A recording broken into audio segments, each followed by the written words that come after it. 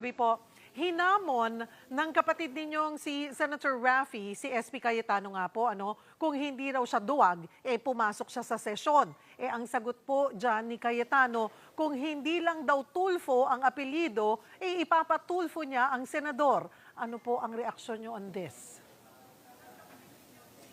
Bakit hindi niya po gawin yon, di ba? Sino bang tinatakot niya? Ang punto lamang ho namin dito, ang pinag-uusapan natin ho dito, pumasok siya dahil siya po yung Senate President.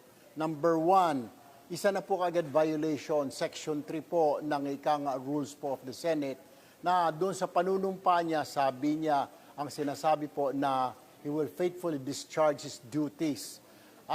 Anong duties po ito? As a Senate President, every day po dapat, Monday, Tuesday, Wednesday, magpipreside ka ng session, okay? Dapat may session po, except pag may force majeure or national emergency. Pangalawa, yung kanyang hindi po pagpapasok at saka ng kanyang grupo, hindi po sila nagpaalam. It's another violation po na naman ng rules ng Senate, Section 14, under our Rule 14, Section 41 po, na kailangan sabihan, abisuhan ang minority leader na wala tayong sesyon, hindi kami papasok.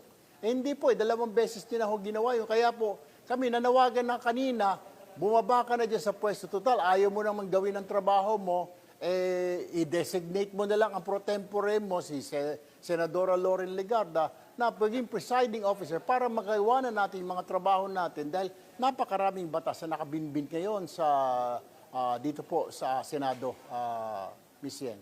Opo. Senator Erwin, nabanggit nyo nga po, may mga na-violate na siya na rules ng Senate. So, ipinupunto nyo ito, sino magdedesisyon dito? Doon sa mga violation?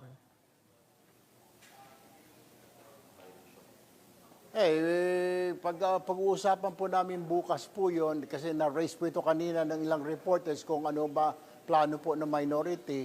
Pwede po siyang kasuhan po ng ethics po, violation po ng mga bantakin mo, ba-violate mo po yung mga rules namin dito sa Senado. Ikaw pa mismo ang pasimuno bilang Senate President.